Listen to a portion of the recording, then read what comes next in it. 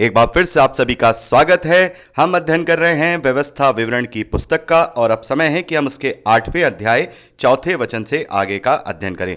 4थे और 5वें वचन में लिखा है, इन 40 वर्षों में तेरे वस्त्र पुराने ना हुए और तेरे तन से भी नहीं गिरे और ना तेरे पांव फूले। फिर अपने मन में ये तो विचार कर कि जैसा कोई अपने बेटे को ताड़ना देता है वैसे ही तेरा परमेश्वर यहोवा तुझको ताड़ना देता है। मेरे प्यारे भाई बहनों, यहां पर हमारे जीवन रूपी जंगल में भी परमेश्वर हमें अपनी संतान के रूप से ताड़ना देता है। और हम जानते हैं, इब्रानियों की पत्री में हम पढ़ चुके हैं 12वें अध्याय में, लेखक कहते हैं कि जिसकी ताड़ना ना हो फिर वो बेटा नहीं वह व्यभिचार की संतान कहलाएगा। हम इस बात के लिए अपने आप को सौभाग्यशाली समझें, इस बात के लिए आनंदित हों कि हमारी ताड़ना हो रही है। हमारी ताड़ना हो रही है तो उसका मतलब यह है कि अब हम परमेश्वर की संतान हैं, उसके बेटे और बेटियां हैं। उसने हमें छोड़ नहीं दिया है, वो हमें सही रास्ते पे लाना चाहता है। वो हमें इस जंगल रूपी जीवन के अंदर नम्र बनाना चाहता है। इस हमारे जंगल रूपी जीवन में वो हमें दीन बनाना चाहता है। वो इस जंगल रूपी जीवन में हमें उससे योग्य बनाने चाहता है कि जिस योग्य बनकर हम उसकी सहभागिता में चले जाएं, क्योंकि परमेश्वर की यह इच्छा प्रचंड इच्छा है। परमेश्वर की इच्छा, यह प्रचंड इच्छा है कि आदम और उसकी संतानें मेरे साथ रहें, मेरे साथ रहें। इसीलिए तो ये सारी चीजें उसने रची हैं, इसलिए तो उसने इस बात की सारी योजना जगत की उत्पत्ति से पहले ही रच ली थी कि प्रभु यीशु मसीह में होकर मनुष्य, मैं और आप प्रभु यीशु मसीह में होकर परमेश्वर के निकट प्रेम में निर्दोष और पवित्र ठहरे, ताकि हम उसके जैसे पवित्र ठहरे, उसके जैसे निर्दोष ठहरें, ताकि हम उसके साथ सहभागिता करते हुए रह सकें और परमेश्वर का डेरा मनुष्यों के बीच में हो सके। तो मेरे प्यारे भाई बहनों, इस जीवन को यह मत सोचिए कि इस जीवन में वो हमें आशीष देगा या हमें ये चीज देगा वो चीज देगा। उसकी योजना हमारे इस जीवन के लिए नहीं है, उसकी योजना हमारे इस जीवन के लिए नहीं है। 40 साल तक वो जंगल में भटकते रहे। परमेश्वर की योजना ये नहीं थी कि वो उन्हें उस जंगल में मन्ना खिला दे, बटेरे खिला दे, चट्टान से पानी पिला दे या उन्हें दिन में वो बादल की छाया बने। परमेश्वर की योजना ये नहीं है। परमेश्वर की योजना ये है इस्राएलियों के लिए कि वो अपना कुड़कुड़ाना बंद करें और उनमें से जो अपना सही रीति से मन फिरा करके नम्र बन जाएगा तो मैं उसे उस प्रतिज्ञा के देश में ले जाऊंगा। लेकिन वहां पर बदकिस्मती यह है कि केवल 2 ही लोग उस पुरानी पीढ़ी में से, जो कि कालेब और यहोशू हैं, वो ही उस प्रतिज्ञा के देश में जा पाए। बाकी सभी पुराने पीढ़ी के इजरायली वहीं जंगल में कुड़कुड़ाते मर गए। तो मेरे प्यारे भाई बहनों, हमें भी समझना होगा कि हमारे इस जंगल रूपी जीवन में परमेश्वर की योजना क्या है। वहां पर परमेश्वर की योजना यह नहीं है कि वो इजरायलियों को उस जंगल में मन्ना खिलाए, बल्कि उसकी योजना यह है कि वो उन्हें उस प्रतिज्ञा के देश में ले जाए, वो नम्र बन जाएं, वो कुड़कुड़ाना छोड़ दें। इसी प्रकार से हम सभी मसीह विश्वासियों पर परमेश्वर की योजना यह है, तमाम मनुष्यों पर यह योजना है कि वो इस जंगल रूपी जीवन में अपने आप को नम्र और दीन बना करके अनंत जीवन में प्रवेश करें। मेरे प्यारे भाई बहनों, परमेश्वर की हमारे जीवन में यह योजना नहीं है कि हमारी नौकरी कैसे लगेगी, हम अपना प्रोफेशन क्या करेंगे, हमारे जीवन में क्या होगा। हो सकता है कि परमेश्वर हमारे जीवन में कुछ फिजिकल चीजें लेकर के आता है, लेकिन कभी कभार हमने देखा है कि हम बहुत बार परमेश्वर से प्रार्थना करते हैं और वो हमें नहीं मिल पाती है, क्योंकि हम नहीं जानते हैं कि उसका प्रभाव हमारे जीवन में क्या पड़ेगा। परमेश्वर जानता है, परमेश्वर जानता है। भले ही ये पूरे जीवन यहां पर परेशानी में बिताए, क्लेश में बिताए, दरिद्रता में बिताए, गरीबी में बिताए, हर तरीके से क्लेश में बिताए, लेकिन परमेश्वर जानता है कि ये थोड़े दिनों का समय है, ये कट जाएगा, लेकिन ये उस अनंत जीवन के योग्य हो जाएगा। इसीलिए परमेश्वर कुछ चीजें हमें नहीं देता है निरंतर मांगने पर भी, क्योंकि परमेश्वर की कल्पना, परमेश्वर की योजना हमारे इस जीवन के लिए नहीं है, हमारे इस जीवन के लिए नहीं है। परमेश्वर जानता है कि कौन सी चीज मैं अगर इस धरती पर इसे दे दूंगा उससे ये अनंत जीवन से विहीन हो सकता है। हो सकता है कि परमेश्वर उसे जो वो मांग रहा है उसे दे दे। मान लीजिए कोई ये कह रहा है कि मेरी गरीबी दूर हो जाए, मेरी दरिद्रता दूर हो जाए, तो हो सकता है कि परमेश्वर उसे वहां पर उसके कहने के अनुसार दे दे। तो परमेश्वर जानता है कि अगर मैंने इसको ज्यादा पैसा दे दिया तो फिर ये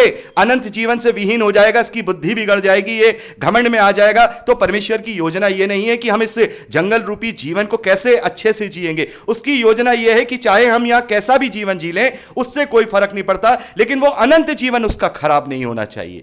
जैसा कि हम यिर्मयाह 29:11 में पढ़ते हैं, परमेश्वर कहते हैं कि यहोवा की यह वाणी है कि जो कल्पनाएं, जो योजनाएं मैं तुम्हारे लिए करता हूं, वो तुम्हारे लाभ की हैं, वो तुम्हारे कुशल की हैं, वो तुम्हारे हानि की नहीं है, और अंत में मैं तुम्हारी आशा पूरी करूंगा। तो हमें समझना होगा कि हम अपने इस जंगल रूपी जीवन को अच्छा बनाना चाहते हैं, या फिर हमारी महत्वाकांक्षा उस अनंत जीवन की है। हमारी जैसी आशा होगी, मैं हमेशा कहता हूं, जैसी हमारी आशा होगी, जैसी हमारी महत्वाकांक्षा होगी, परमेश्वर फिर वो हमारी वैसी ही आशा पूरी कर देगा, क्योंकि परमेश्वर तो फिर हमारी बात को जो हम चाहते हैं वही तो हमारे जीवन में पूरी करेगा। मेरे प्यारे भाई बहनों, भले ही वो योजना ये बना रहा है कि हमें अनंत जीवन प्राप्त हो जाए, भले ही उसकी जो कल्पनाएं हैं वो ये है कि हमें अनंत जीवन प्राप्त हो जाए, लेकिन फिर भी हम अपने जिद के कारण, परमेश्वर के विरोध में जाने के कारण हम अपने लिए उस आशा को प्राप्त करते हैं जो नाशवान आशा है, जो इस धरती के जंगल रूपी जीवन की आशाएं हैं, महत्वाकांक्षाएं हैं। तो हमें अपनी वो महत्वाकांक्षाएं रखनी है, वो महत्वाकांक्षा जो अनंत जीवन से जुड़ी हुई है। इस धरती का क्लेश, इस धरती की पीड़ाएं, इस धरती की समस्याएं, इस धरती में जो भी कुछ है वो केवल एक टेम्परेरी चीज है। जैसे यहां 40 साल तक परमेश्वर ने उन्हें नम्र बनाया, वैसे ही हमारी एवरेज लाइफ भी 40 साल की है। हो सकता है कि हम में से कोई भाई बहन 60 साल जिए, 80 साल जिए, 85 साल जिए, और भी ज्यादा साल जिए। हो सकता है कोई 40 भी पूरे ना करने पाए, लेकिन मानव जाति की एवरेज आयु 40-42 साल की है। तो इस 40-42 साल के जीवन के लिए परमेश्वर क्यों हमारे लिए वो योजनाएं बनाएगा? हमें तो वो अनंत जीवन की योजना बनाएगा। मेरे प्यारे भाई बहनों, हमारे लिए 40 साल हो सकता है बहुत बड़े हों, 60 साल हमारे लिए बहुत बड़े हों, 70 साल हमारे लिए बहुत बड़े हों, हो सकता है, क्योंकि हम टाइम के बाउंड है, लेकिन परमेश्वर टाइम के बाउंड नहीं है। वो आदि है, वो अंत है, वही अल्फा और वही ओमेगा है, वही शुरू और वही खत्म है। उसके ऊपर टाइम की कोई बाउंडेशन नहीं है। इसलिए वो जानता है कि ये 40-45 साल तो कुछ भी नहीं है। जैसे पतरस कहते हैं कि हमारे 1000 साल परमेश्वर के ऐसे जैसे एक दिन के बराबर हैं। तो मेरे प्यारे भाई बहनों, वो जानता है कि ये थोड़े से समय के लिए मैं इसको अच्छा खुश कर दूंगा, लेकिन ये तो इसकी बुद्धि बिगड़ जाएगी, इसके साथ कुछ भी गलत हो सकता है। तो परमेश्वर कभी भी वो हमें नहीं देगा, कभी भी हमें उनमें पड़ने नहीं देगा। वो हमें ताड़ना देगा, वो हमें क्लेश देगा। और जैसा हमने देखा कि जिसकी ताड़ना ना हो वो व्यभिचार की संतान है। तो यदि वो हमें ताड़ना दे रहा है, क्लेश में पड़ने दे रहा है, तो इसका मतलब यह है कि वो ये चाहता है कि हम अपने धीरज को अपने जीवन में काम करने दें, विश्वास में तपा हुआ सोने से भी बढ़कर अपने विश्वास को बना लें। जब वो हमें लेने आए तो हम उसके सामने लज्जित ना हो, वरन हम उसके सामने हियाव के साथ, यानी हिम्मत के साथ उसके सामने सर उठा करके खड़े होने पाए। मेरे प्यारे भाई बहनों, तो हमें इस प्रकार से ये समझना होगा, ये 40 वर्ष इस बात की गवाही है कि हमारा जीवन, जो ये जंगल रूपी जीवन है, इसमें हमें वो भूखा भी रहने देगा, हमें भूख में भी पड़ने देगा, लेकिन हमारी सामर्थ्य से ज्यादा परीक्षा में भी नहीं पड़ने देगा। और जैसा हमने यहां पर देखा कि इन 40 वर्षों में तेरे वस्त्र पुराने ना हुए, तेरे तन से भी नहीं गिरे और तेरे पांव नहीं फूले। यानी कि मैंने तुझे हर प्रकार से संभाले रखा, भले ही मैंने तुझे ताड़ना दी, मैंने कभी कभी तुम प्यासे भी रहे, भूखे भी रहे, लेकिन मैंने तुम्हें ताड़ना दी, लेकिन फिर भी मैंने तुम्हें संभाले रखा, तुम्हें मैंने हताश नहीं होने दिया। वैसे ही मेरे प्यारे भाई बहनों, जैसे पौलुस कहते हैं कि परमेश्वर हमें हर प्रकार की शांति देता है, तो इस जीवन रूपी जंगल में परमेश्वर हमें इस प्रकार से शांति देता है कि हम इन क्लेशों में, इन समस्याओं में दृढ़ होने पाते हैं, इन पर प्रबल होने पाते हैं। और ये एक तरीके से प्रतीकात्मक रूप से यहां लिखा है कि तेरे पांव नहीं फूले, तू थका नहीं, तेरे कपड़े तन से नहीं गिरे। वैसे ही हमारे जीवन में भी वो ऐसी सामर्थ्य भर देगा, जैसे पौलुस कहते हैं तीमुथियुस से कि परमेश्वर ने हमें भय का नहीं वरन सामर्थ्य और प्रेम का और संयम का आत्मा दिया है, और उस आत्मा के द्वारा हम इस जीवन रूपी जंगल में पार पा लेते हैं और बिना कुड़कुड़ाए परमेश्वर के ग्रहण योग्य बनते हुए उस प्रतिज्ञा के देश में हम वारिस बनते हैं, जो प्रतिज्ञा का देश अनंत जीवन का देश है, जो सही मायने में परमेश्वर ने इब्राहिम से और याकूब से और इसहाक से और जो इजराइल के पूर्वज हैं उनसे किया था। तो मेरे प्यारे भाई बहनों, इस प्रकार से हम यहां पर देखते हैं कि परमेश्वर की योजना हमारे लिए अनंत जीवन की है। वो हमारे लिए इस धरती के कार्यों में कोई योजना नहीं बनाता है। आगे 6 वचन में लिखा है, इसीलिए अपने परमेश्वर यहोवा की आज्ञाओं का पालन करते हुए उसके मार्ग पर चलना और उसका भय मानते रहना, क्योंकि तेरा परमेश्वर यहोवा तुझे एक उत्तम देश में लिए जा रहा है, जो जल की नदियों का और तराइयों का और पहाड़ों से निकले हुए गहरे गहरे सोतों का देश, फिर वह गेहूं, जौ, दाख लताओं, अंजीरों और अनारों का देश है, और तेल वाले जैतून और मधु का भी देश है। उस देश में अन्न की महंगी ना होगी और ना उसमें तुझे किसी पदार्थ की घटी होगी। वहां के पत्थर लोहे के, वहां के पहाड़ों में से तांबा तू खोद कर निकाल सकेगा और तू पेट भर खाएगा, और उस उत्तम देश के कारण जो तेरा परमेश्वर यहोवा तुझे देगा, तू उसे धन्य मानेगा। मेरे प्यारे भाई बहनों, यहां पर परमेश्वर इजरायलियों से जो देश देने की बात कर रहे हैं वो फिजिकल देश देने की बात कर रहे हैं, और परमेश्वर उनसे कह रहे हैं कि इसीलिए यहोवा की आज्ञाओं का पालन करते हुए उसके मार्ग पे चलना और उसका भय मानते रहना।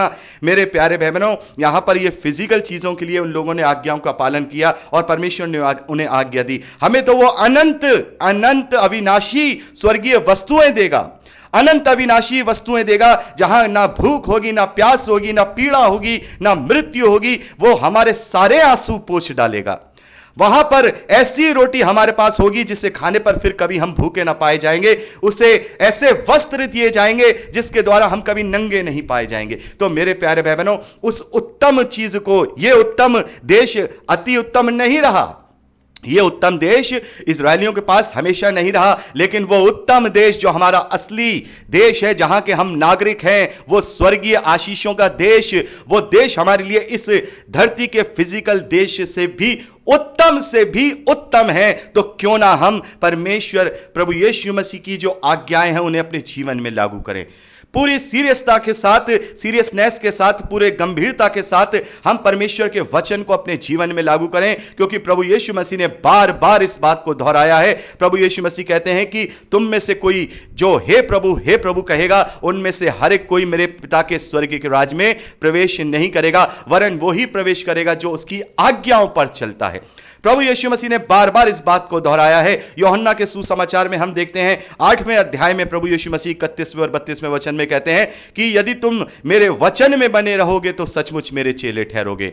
और प्रभु यीशु मसीह यूहन्ना का सुसमाचार 14वें अध्याय में भी कहते हैं, प्रभु कहते हैं कि यदि तुम मेरी आज्ञाओं पर चलोगे, यदि तुम मेरी आज्ञाओं को मानोगे तो मैं तुम्हें सहायक दूंगा। प्रभु यीशु मसीह कहते हैं कि यदि तुम मुझसे प्रेम रखते हो तो तुम मेरी आज्ञाओं पर चलोगे। अगर तुम मेरी आज्ञाओं पर चलोगे तो मैं तुमसे प्रेम रखूंगा और मेरा पिता तुमसे प्रेम रखेगा। तो प्रभु यीशु मसीह कहते हैं कि जो बातें मैंने तुम्हें सिखाई हैं तुम उन पर चलो और दूसरों को भी वो मानना सिखाओ। मत्ती के सुसमाचार में हम पढ़ चुके हैं। यह महान आज्ञा प्रभु यीशु मसीह ने तमाम मसीह विश्वासियों को दी है कि जाति जाति के लोगों को चेला बनाओ, उन्हें पिता, पुत्र और पवित्र आत्मा के नाम से बपतिस्मा दो, और जो शिक्षाएं, जो बातें मैंने तुम्हें सिखाई हैं उन्हें मानना सिखाओ। केवल बपतिस्मा देके छोड़ मत दो, बल्कि उन्हें जीना सिखाओ, क्योंकि प्रभु यीशु मसीह हमें जीना सिखाते हैं। प्रभु यीशु मसीह इस जंगल रूपी जीवन में जीना सिखाते हैं। वो मार्ग हमारे लिए वो बन जाते हैं जिस मार्ग में होकर हम परमेश्वर तक पहुंच जाते हैं।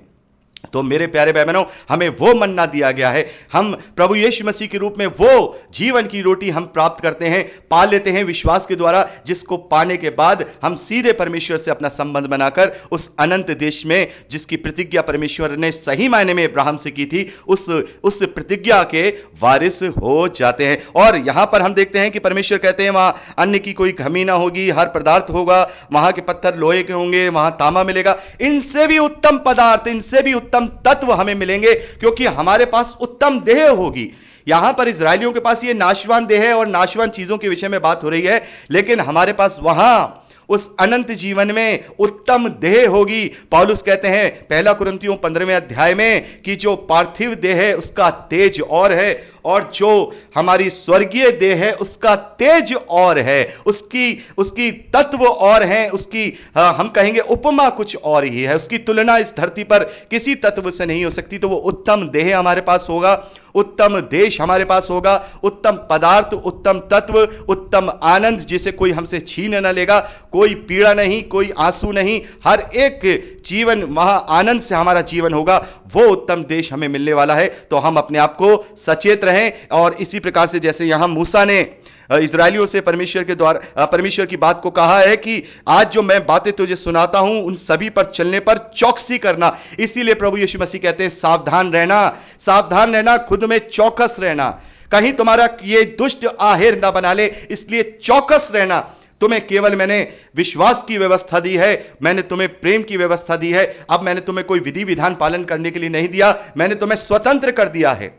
अब तुम मेरे नाम से तुम नई सृष्टि बन जाओ। तुम्हारे सारे पापों को मैं अपने ऊपर उठा करके ले गया हूं। अब तुम्हें कुछ और आडंबर करने की जरूरत नहीं है, लेकिन अपने आप को एक नई सृष्टि बनाकर मेरे चरित्र, मेरे चाल चलन की परछाई में अपने जीवन को जियो। और जहां मैं जाता हूं वहां वहां मुझे फॉलो करो। मैं वहां वहां तुम्हें लेकर के जाऊंगा, जहां मैं हूं वहां मैं तुमको लेके जाऊंगा। इसीलिए प्रभु यीशु मसीह कहते हैं कि जो कोई मेरे पीछे आना चाहता है वो अपना इनकार करे और अपना क्रूस उठाए। और प्रभु कहते हैं जो कोई अपना प्राण बचाना चाहेगा वो अपना प्राण खोएगा, और जो कोई अपना प्राण खोएगा वो अपना प्राण बचाएगा। तो इस जीवन रूपी जंगल के 40-45 सालों के लिए, 60 सालों के लिए अनंत जीवन को हम ना खराब करें। ये 8वां अध्याय बहुत ही महत्वपूर्ण अध्याय है। जब कभी हम इसे पढ़ें तो हम ये समझ जाएं कि परमेश्वर ने हमसे कैसी प्रतिज्ञा की है और परमेश्वर हमसे क्या चाहता है। परमेश्वर चाहता है कि हम नम्र बने, हम दीन बने, ताकि हमारे अंदर से वो कुड़कुड़ाहट निकल जाए, हमारे अंदर से वो घमंड निकल जाए, हमारे अंदर से वो तमाम वो बातें निकल जाएं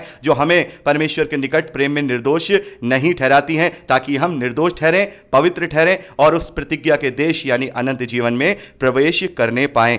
तो यहां पर हमने 10वें वचन तक का अध्ययन कंप्लीट किया है। 11वें वचन से आगे का अध्ययन अब हम अगली रिकॉर्डिंग